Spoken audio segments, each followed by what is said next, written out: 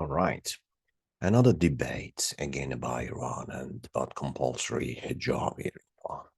So let's have two people like Ali, who is pro-Islamic Republic in Iran, advocating and even forcing hijab on Iranian women, and Bahar is a representative of Iranian women or secular people who does not believe in hijab and want to change it in Iran.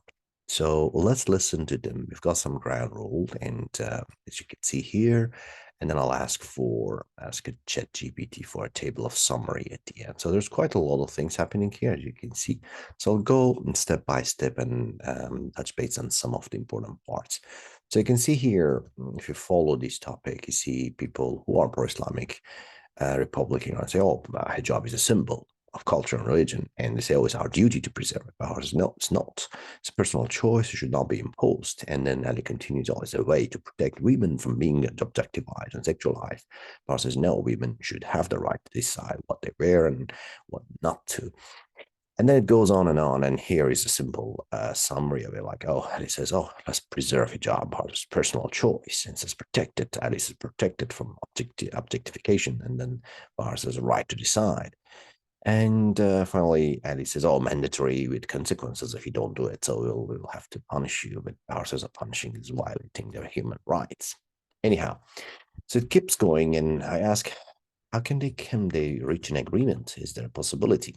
Such as Ali needs to understand the importance of individual rights and choices, and Bahar needs to acknowledge cultural and religious significance. So it is okay to the extent that if they have the same level of rights and they could talk from the same level as well, not having power in one hand, for instance. At least a possible solution could be offer a woman choice to wear hijab or not without any legal repercussion. So Bahar can fight back. So I ask, how can Bahar fight back? It says out raising awareness and seeking international support, creating safe space, and so on. Right? So she knows that, but the challenge is the safety because there might be retaliation from Ali if he has the power. How to stay safe, for instance. So she can create a network of human rights activists, documented the violations and seek legal assistance, etc., etc. Again, the challenge is if Ali tries to use power, suppress it, and you see that Bahar is really, it's going to be difficult for her. So ChatGPT says, oh, go and start like a peaceful protest. But we know that's not easy like in a country like Iran. And I suggested, oh, let's raise awareness, create public dialogue about it. They can talk, right, in that country, at least about this type of taboo. Taboo is from the government, not taboo necessarily from people. Bahar can also work with human rights. She's suggesting international bodies to put pressure on the Iranian government. These are the things happening in and out of Iran and can involve filing complaints that these things also happening and still are happening. And then suggested that I'll create underground safe spaces. Maybe this is another thing that to consider of building a supportive community. This goes on and asking, okay, the situation is not that easy. Ali tries hard to even abandon Bahar from social activities, closing her bank account, for instance, may stop her continued education, etc., etc. What can she do? And says, oh, if he's really going to these extreme measures, and it's important for Bahar to seek help, of course, and from trusted allies and organizations, human rights lawyers, etc. But if these people are in jail, not easy, right? And it just continues some of the basic things that Bahar can do. We all know that's not easy. Again, suggesting that prioritizing her safety. I let you read this, later on. And then I'm saying, okay, Bahar is doing all the best, but the challenge is since Ali has the power, he actually can shut down the internet from time to time and have all he can do all, even to jail Bahar, even supporter of Bahar, even men. What can Bahar do now, right? So okay, now if this is really the extreme, um, Bahar should do maybe additional steps, like she can consider creating a secure communication network. Yeah, but it's still, right, it's difficult, like encrypting messaging and so on and so. Like talking to tech experts, these are things somehow happening, but I mean, it's very challenging because the governments or ally supporters are providing all these kind of tech supports, and they have access to it. They don't have power. Like people don't have that much power.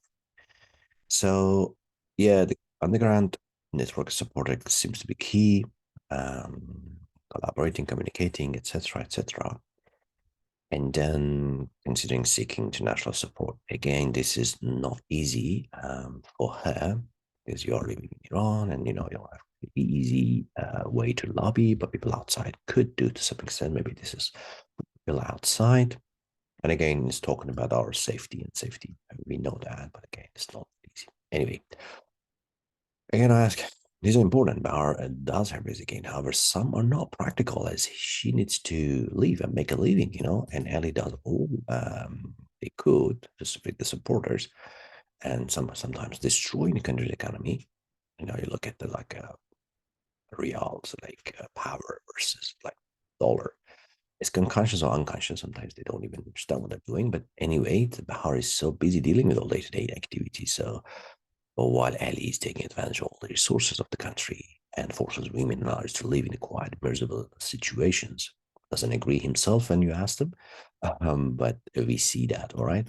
So they cannot even speak out. So since there's a retaliation waiting for them, so what can Bahar do? And then AI is trying to help him to some extent that, this situation is really difficult. And again, how needs to work actively so as an organization to address these economic issues, etc. So I think these are very general things, like how there's no labor properly, unions or consumer groups. These are some sort of Western countries, or to some extent, countries with a little bit of what you may call it, human rights. These are possible, but in those countries, it's not easy.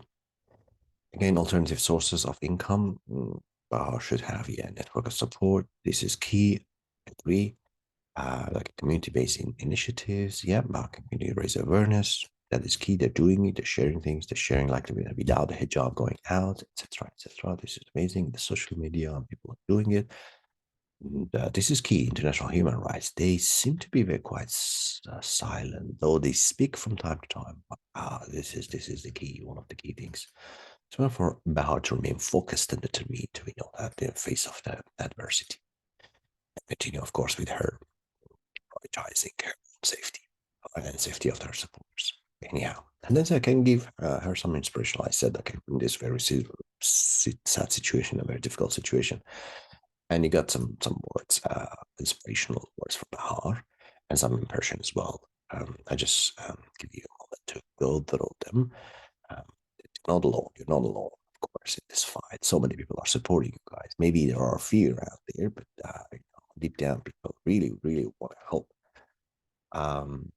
So share your vision, for a better future, and are working tirelessly to achieve that. So courage and determination in face of adversity is inspirational to others. You guys are inspiring. You are inspiring others, and testament to the power of hope and resilience. And we hope really you stay strong, you stay committed, and never lose faith in power of the hope and perseverance. So even something from China where his AI is breaking. Yeah. And then I said, okay, how about men in Iran or abroad? How they can help? And like speaking out, be allies, advocate themselves, educate themselves. This is critical. Confront sexism, create safe space. I don't want to go through them, but in the text is here. I'll try to share the text, the actual text as well. So I can what do we call it? I just ask a few things, and then he thinks, the AI thinks, oh, this is inappropriate. Anyhow, I'm not going through that. But I say, okay, no, Bahar can say to reduce her stress and negative feelings right now. Says, okay, there are some I statements like nations, as you can see, alone. There are many people who support me and share my belief, etc., etc. Okay, be strong, and this is the way it is. Everyone is struggling, but you guys are struggling in an enormous way. Anyway, what can people abroad, considering non-Iranian, can help? There are several ways that it's suggested here. Again, raising awareness, like what we do, debate, lobby, advocate for refugees, support Iranian activists. You name it. There's quite a lot of things that can happen, and people are doing. And then I said, okay, summarize them, summarize what's happened here. Okay, who is Bahar, representing Iranian secular. Ali is a pro-Islamic Republic and believes that forcing hijab on women is the right thing to do. Bahar can take several steps to fight back. Many in Iran can also provide support, and people abroad, of course, they can help. And here's a summary of this chat. Topics we discussed: advocating for women's rights, step to fight, how to do it, Power as a representative, how she can do it, role of men in Iran, support from people abroad, and self-care, which is the main and the key element in any kind of fight. Good luck, and we will be back soon.